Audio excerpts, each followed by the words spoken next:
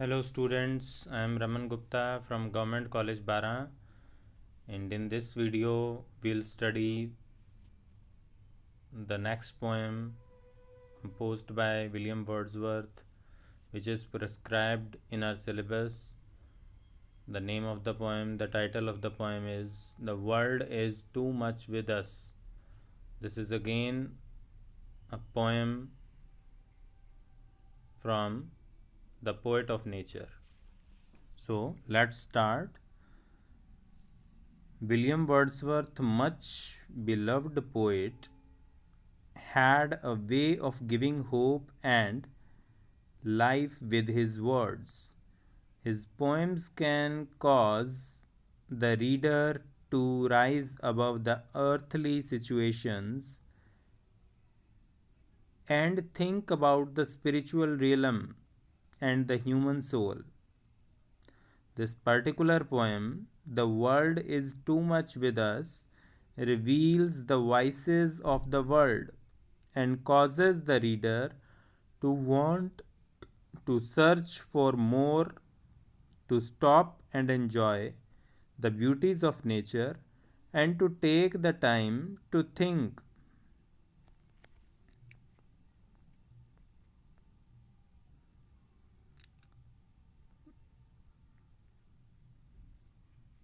So the poem starts with the same title. The world is too much with us, late and soon. Getting and spending, we lay waste our parts. The speaker begins, "The world is too much with us," with the term "the world," and the reader quickly begins to understand that what that term means in this context. He is talking about the worldly cares and concerns such as money, possessions, and power. And he concludes that it is too much with us, meaning that we care for far too much about these worldly things. He gives more depth of thought to this idea when he suggests that by using our time, minds, and energy in getting and spending, that we lay waste our powers. In other words, people have powers beyond that which they have tapped into because they are so busy getting and spending. They are tied up in their greed for more money, and their time is accounted for by their actions of getting money, spending money, and caring for their possessions. He believes that money and worldly possessions are far more important to people than they should be. It means we don't realize that what is the actual happiness, what is the actual need for us, and these materialistic things cannot give us the right and the appropriate happiness which nature can give.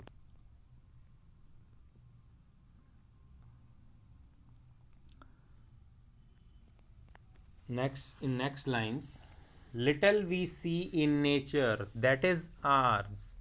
We have given our hearts away a sordid boon. This line is very important. In these lines, the speaker contrasts nature with the world. He reveals that while people spend their time in acquiring worldly possessions, the true beauty of the earth cannot be owned.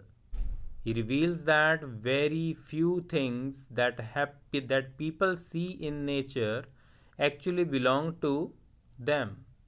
He then laments, "We have given our hearts away. We have given our hearts away." He believes that where we should enjoy nature, though it is not ours to own, Instead, we are filled with greed and we acquire wealth and worldly possessions rather than enjoying nature. The speaker then continues by describing the beauties of nature that people are missing out on by being so caught up in the want for money and possessions. This sea that bears her bosom to the moon, the winds that will be howling at all hours and are upgathered now like sleeping flowers. In these lines,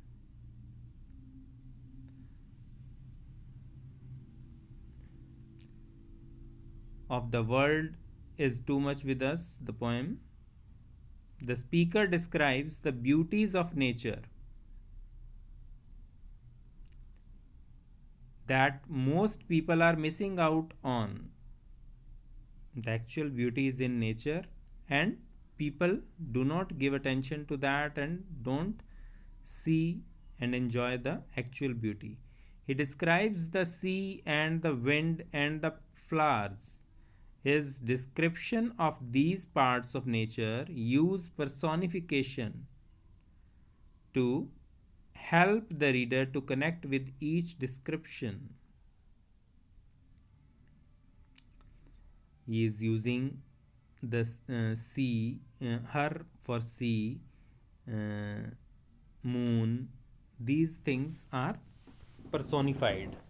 The term personification is used, is being used by the poet here. The sea bears her bosom to the moon, which suggests an intimacy between the moon and the sea. The winds howl. This gives the wind human emotion. The flowers sleep. Giving these parts of nature human attributes help the reader to feel this connection with nature. If a man wants to enjoy the real beauty of nature, he should come and feel the connection with nature. It paints a picture of nature and allows the reader to understand what he is missing out on by being caught up in worldly possessions and greed.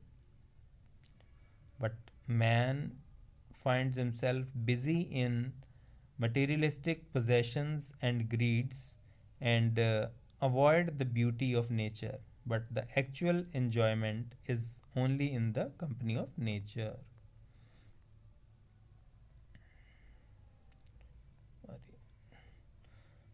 In the next lines, for everything we are out of tune. It moves us not. It moves us not. Great God, I would rather be a pagan suckled in a creed outworn.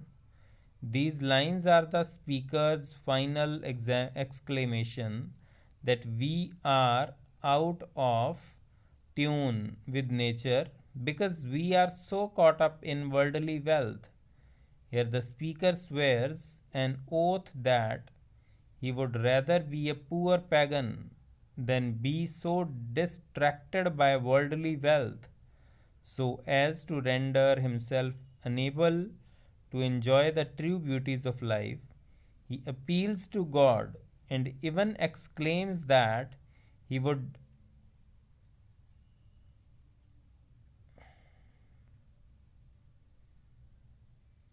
rather be a pagan than to be one of touch with nature. In these lines, the poet favors paganism. Paganism is a specific type of community which used to believe in the used to take every object of nature as gods and goddesses. They used to worship them. And here the poet wants to be a pagan. He prefers to be a pagan because they worship nature. In next lines, so might I standing on this pleasant lea have glimpses that would make me less forlorn, have sight of Proteus rising from the sea, or hear old Triton blow his wrathed horn. In these final lines, the speaker reveals that if he were a poor pagan, he would have glimpses of nature that would give him joy and hope, or at least make him feel less forlorn.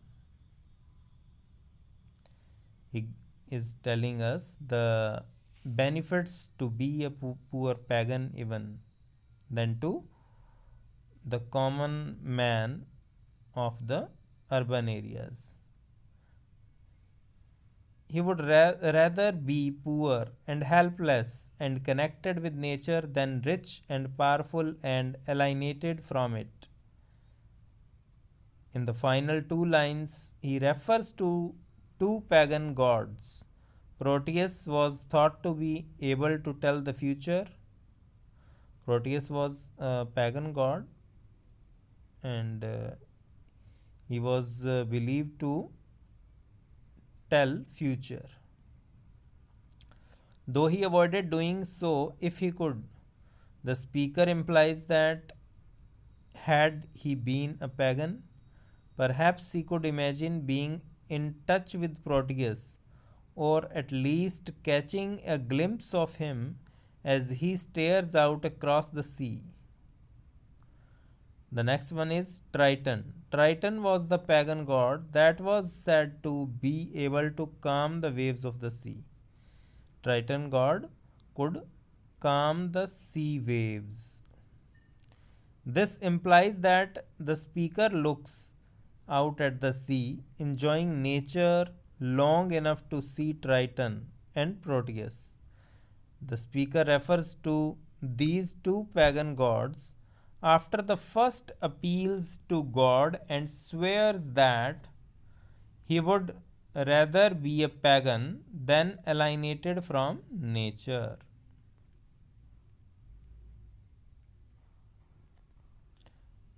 So thank you. This is all about the poem. Enjoy it. Enjoy reading it, and you will find this poem very interesting because this is written by William Wordsworth in praise of nature. And in this poem, the poet tells us about the real happiness which can be found, the real uh, enjoyment which can be found only in the company of nature. And he wants to be pagan if he prefers to be a pagan if he gets a chance, because we are in our modern lives we are not paying attention to the company of nature. So this is all about the poem, and study it well. Thank you and have a nice day.